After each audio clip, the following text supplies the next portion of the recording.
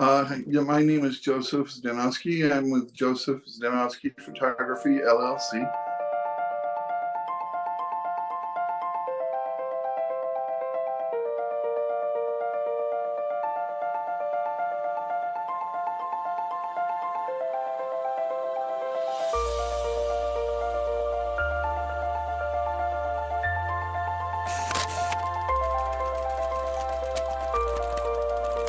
And I offer photographs of the people would like to have on their walls. You know, things like metal prints or acrylic prints. They're really beautiful. Also, you know, some of them are framed, such as this photo of metal gold. And that's in the area of Oklahoma on Route 66. I've taken quite a few photos of Route 66. I've taken photos of flowers, as you can see the flower with the bee visiting it. And that's my friend Charlie. He, around Christmas time one year, when he was a little kitten, he visited us, decided he wanted to climb the tree. And we felt that's a real nice Christmas photograph of Charlie. I love photography. Why do I love photography? Because you can show emotion with it that you can't normally, you know, like they say, a photo is equal to 1,000 words. Sometimes it's 10,000 words. So my first photograph that really inspired me is that my mom had a Brownie. It's a type of camera that Kodak created a long, long time ago. She had a Brownie and she had taken a photograph of my dad, and then somehow she took another photograph of me in my Boy Scout uniform saluting. And I was skinny then. And I thought that was really neat because the two were what's called a double exposure, something you can do real easy now. Maybe you can lay one layer on top of another with Photoshop.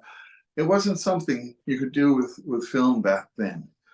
And I just loved that photo because it was kind of heart-touching that my dad was carrying my gear, and there I was saluting, and that was what it was all about. It was like father and son involved in scouting.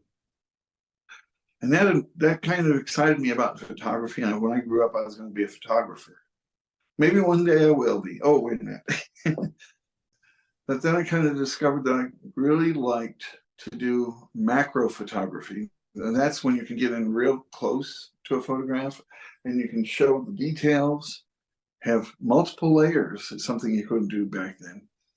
And you can press them all in to one photograph, and it finds all the sharp areas. And that's a beautiful photograph, a very small flower, but it looks so beautiful and unique.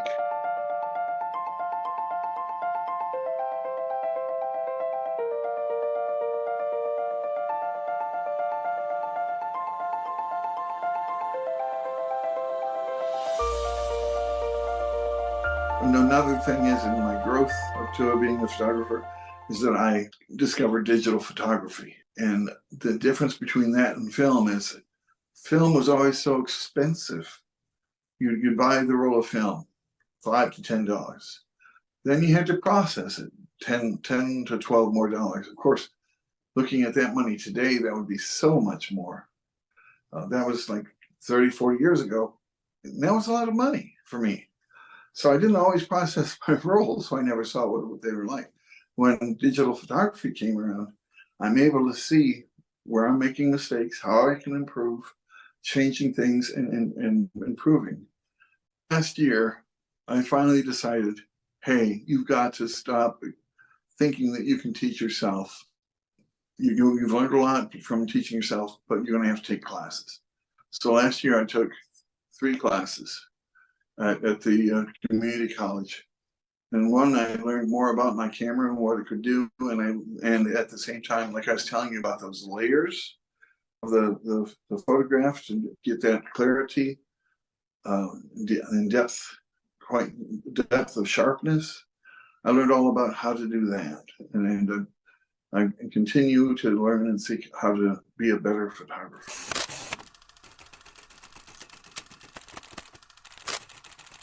the photographs that I've taken of Route 66. And one girl said that, hey, I'd like to see a photograph of a windmill on your website. And so I've been driving around Oklahoma. There's these old-fashioned windmills wherever you go, and they're really cool because they reflect a previous time. So I like to call that group of photos "Chasing Windmills." The animals. I mean, we have cats, and they're always so cute. We've had cats. My wife and we've been married for 29 years now, and I never wanted to have a cat. You know, I didn't want to have pets when I was single. But actually, one cat brought us together, and she said, like, she didn't want to separate me from the cat, bless her heart. So the cats, I've always tried to catch them, photograph them. And of course, the good old Charlie there, I caught him with a camera. And I just continue to, I love to photograph cats because we have them. By the way, I'm from Western New York, which is hill country. And it always, whenever I walked and did my paper route, I was on the side of the hill. My paper route was on the side of the hill, looking over the valley of the city. And I always was awestruck by the view of how beautiful the wide open space of the city was, just being able to look over it. And during the summer, we would take hikes up the hill behind my house and get up even higher, and you could see in the valley below. It was just awesome, an awesome view. Well, I look forward to purchasing more flowers because that's the way that's one way for me to get my subjects is I'll go to the nearby garden store or Home Depot or something like that, and I'll buy the flower that really intrigues me, and I'm going to do that layer trick again and add that to my collection. And water, I've discovered how to make the water look really smooth and silky as it's washing over something. So I'm looking forward to finding places where I can photograph water in falls and like that. Well, I'm not involved in a whole lot of local art things right now. I'm just kind of getting my feet wet. I used to be involved with a photography club here in Tulsa, and I am a member of the Professional Photographers of America. But I'm looking forward to.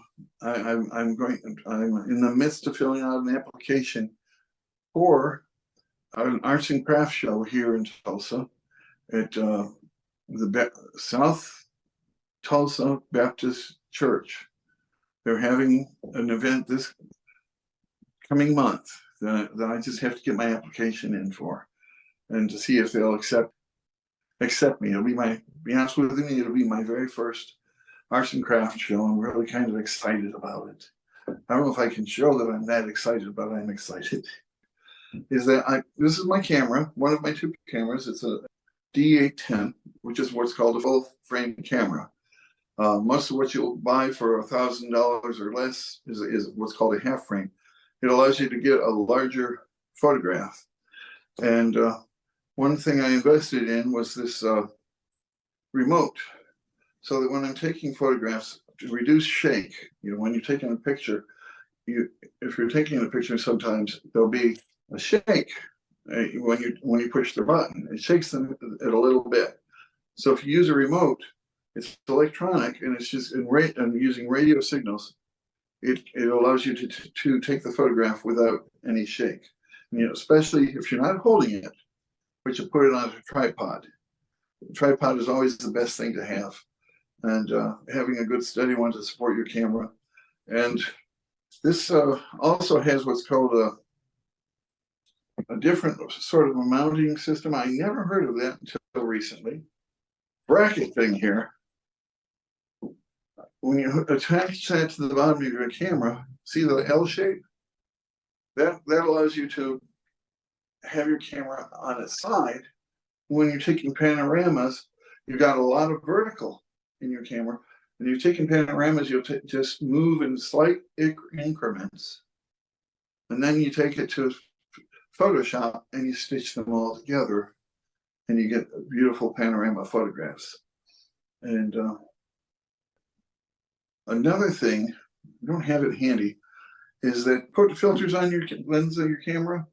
And what I have is what's called a neutral density filter, so that I can change the time of the exposure using a tripod and slow it down, having a slower speed. And that's what allows you to have photos of that silky water going through, because you're stopping it down. You're keeping your aperture, your opening of your lens, you're keeping that so that you have a good focal range. But the other allows you to slow down the speed, the shutter speed of the camera, so that you catch that.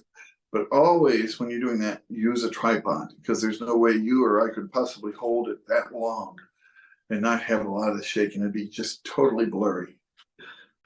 I took a family photo of this about 2 weeks ago, and I put the camera on the tripod to take the family photograph. And I took several of them using this here.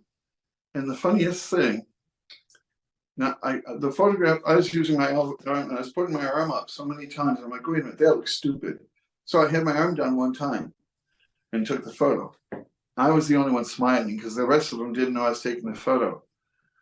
But since I'd taken other photos before, I was able, with Photoshop, take their heads off and put their same head in the same spot, because I was using the tripod, so that I took care of their smiles. And I'm going to give that to my niece, because she got married, so I was able to help the family with a family photograph.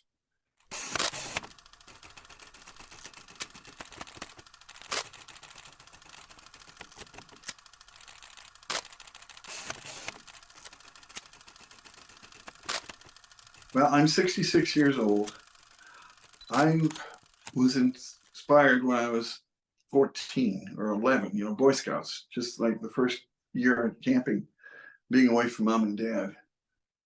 And I did my brother's wedding when I was 18. I had gotten an SLR. It wasn't one of the best. It was a pretty decent one, but it wasn't the best. And I thought I would do certain things. And when it didn't work out the way I wanted it to, I pretty much gave up photography. What I'm going to say to you is, don't give up. If you have a dream, keep going at it. Keep pursuing your dream. Here I am, 66, and I'm just starting, as it were.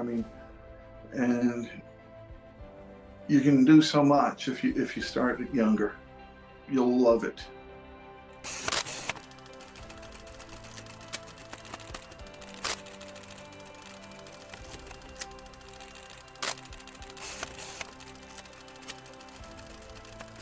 There's one photo on my website that you'll find that it's the opposite.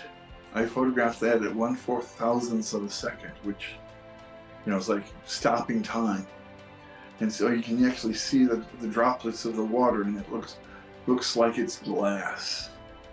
And I just like to see the cool things that you can do with photography. I like this photo.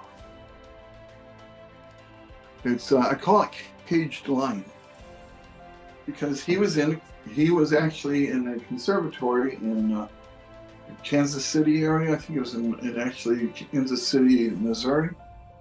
And I just like, that is a pretty cool photo. I used a long lens on that. That is called Purple Flowers. But those are actually pentas. That's what the variety of flower is. And I should add that to the description on it, because that's the variety of flower. And those are very, very small flowers. You can see the detail in the leaves. Find me at josephsphoto.com. And also, if you go to Instagram, it's Joseph's Photo 1. Now don't add an extra S at the end of photo. It's singular. I've told people that several times and they added the S. So it's Joseph's Photo 1 for Instagram. And you'd have to look for on Facebook, it's Joseph Zdanowski. That's Joseph Zdanowski Photography LLC. And that's my Facebook page.